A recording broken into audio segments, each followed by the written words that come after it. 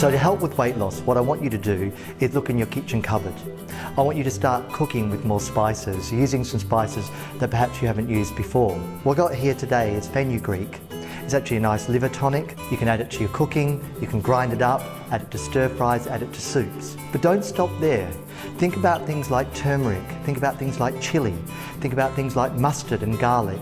All of them have a role to play to increase fat burning. And they do that by a mechanism called thermogenesis. And thermogenesis, or thermogenic agents, help to burn fat. You'll read a lot in the media about thermogenesis, and why it's so important is that it boosts the metabolism of your body. When you boost metabolic rate, you help with fat burning. But these spices can also help you to eliminate the fat out of the body. They help with liver and gallbladder health as well, and they can also help to calm digestion. So get spicy, use spices in your cooking, and I think you'll see that fat come off.